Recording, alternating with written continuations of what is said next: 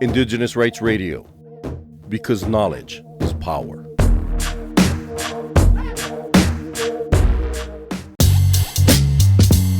From November 10 to 21st, 2025, the UN Climate Change Conference, commonly referred to as COP30, is taking place in Belém, Brazil. The city, called the gateway to the Amazon rainforest, this major global meeting has gathered government representatives from 198 countries, alongside UN bodies, civil society, academia, private sector, and significant delegations of indigenous peoples, women, and youth. Notably, this year has the largest ever participation of indigenous peoples in the conference series, with over 3,000 indigenous delegates registered. Cultural survival is engaging with indigenous leaders and their representatives to understand their goals for COP30.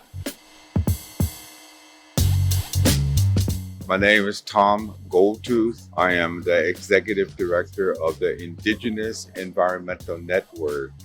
We were formed in 1990 as a response to American Indian and Alaska Natives, also with First Nations in Canada, as grassroots peoples, as traditional societies, as spiritual leadership, and youth and women. So we're formed when there was it still is, but when there was a lot of environmental injustice, environmental racism perpetuated by the colonial government of the United States, but also Canada as well.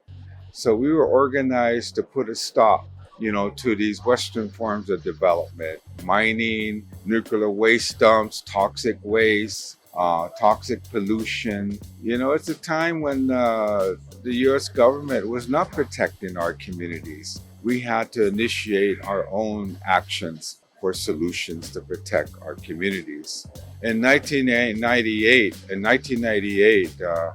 I was invited to a convening by tribal governments in the United States with federal funding on a workshop to address climate change. In 1998, I told the tribal leadership that we can help bring nonprofit tribal organizations to this meeting, not just tribal governments, as well as traditional people, spiritual leadership. That's what we did in Albuquerque, New Mexico in 1998. There was this workshop. So we did a really good presentation on how our communities are directly impacted, and also how it affects our spirituality, our cosmovisions, our traditional knowledge holders, our practitioners of our traditional ways. It was a very important meeting, and that laid the foundation for our Indigenous Environmental Network to come to these climate meetings. It was the constituency there that said, we're going to send you, IEN, Tom Goldtooth, to represent our constituency that had this meeting in Albuquerque in 1998. So I've been coming to these UN framework conventions on climate change since 1998. That was COP number 4. This is COP number 30. And it's been very interesting. I brought the voices of our people back home that are already recognizing that our weather patterns are changing, that in some areas there's drought, in some areas there's less rain, springs are drying up, rivers are not flowing as powerful as they used to flow. But also some areas, there's flooding events, quick rain that flood our territories and even our brothers and sisters in Mexico and into the global south. And it was really important that we brought our thoughts and our minds together. And we've been bringing these issues to these climate meetings ever since then.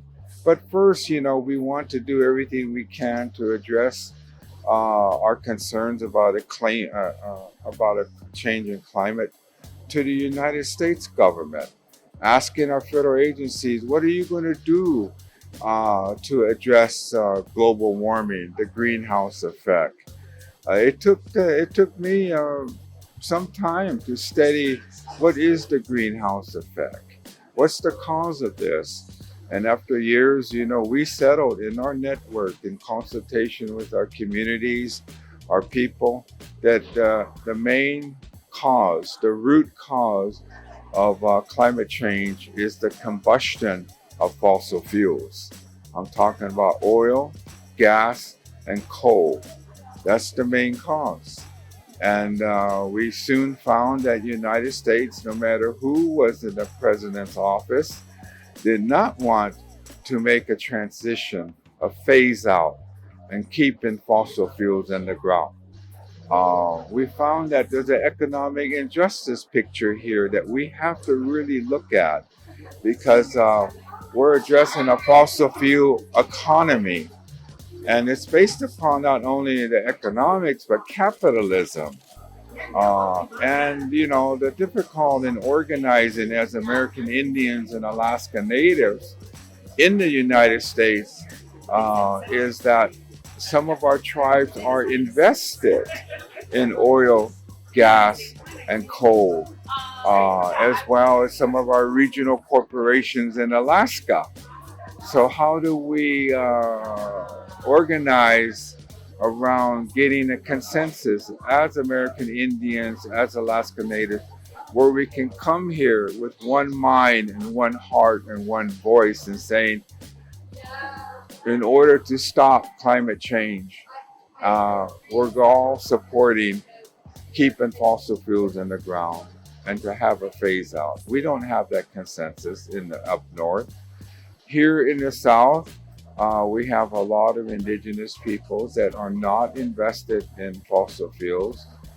Sometimes they ask me, how come you don't stand with us against fossil fuels? I said, well, there's differences, and so we still stand here and participate in our Indigenous Environmental Network. We bring young people, we bring elders, knowledge holders, and a lot of people that are versed on these topics that are being addressed here. And right now, climate finance is a big issue, especially when the United States has pulled out of these UN climate negotiations. U.S. had promised big money to put into the financial situation to help developing countries to make a transition.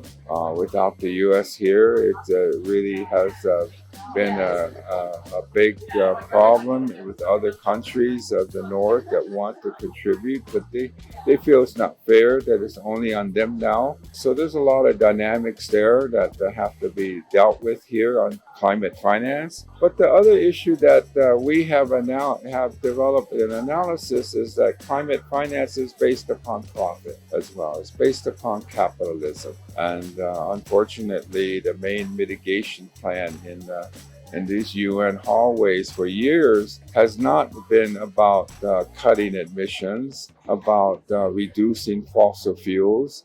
It's been about carbon markets. It's been about financialization of nature-based solutions. But it's how the system that we're confronted, whether we come from the US or Canada or Europe, is that the matrix, as I call it, has developed a market-based solution. And a lot of our people still don't understand how that works. If you're going to trade carbon and in a trading system, they have to treat it as a commodity. And one of the first questions they ask is, who owns the carbon? Who owns the atmosphere? So it becomes a property right issue, privatization, commodification of the sacred. In my outreach to a lot of spiritual leaders, I explain these mitigation plans around carbon markets, carbon offsets, cap and trade.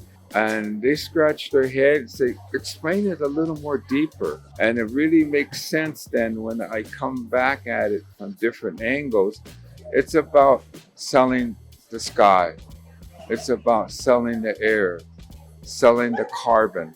In order for Chevron or Shell, these polluting oil companies to participate, they start buying the carbon So they end up owning the carbon in a trading mechanism. So there's something wrong with that picture. We still are not meeting our 1.5 Celsius goal. And I don't know if the world is going to make it here. The national determined contribution NDCs that the nation states have submitted is not demonstrating proof that we're going to get there. So we're still in a crisis. One thing that we have seen at these United Nations climate negotiation is the participation of knowledge holders to bring that traditional knowledge into these hallways. And we're doing that. And, our message is that we're the ones that have the solution, that humanity has to reevaluate its relationship to the sacredness of Mother Earth and Father Sky. We hope that these political leaders, these parties to the countries of the world and the large non-governmental organizations and the investors, the world banks, they will hopefully change their mind, understand what Indigenous peoples have always said is that we gotta love, we gotta have compassion for Mother Earth. We can't treat her as a commodity. We can't treat her with violence. There's too much militarization now. The amount of oil used in the militaries of the world, it's outrageous. So something has to change. That's why I've always said it's really not about climate change, it's about systems change. We gotta change the world on how they relate to Mother Earth and how they walk on Mother Earth. And it's very serious. For more information on the rights of Indigenous peoples, visit cs.org and follow Cultural Survival on Facebook, Instagram, LinkedIn, Threads, and Blue Sky.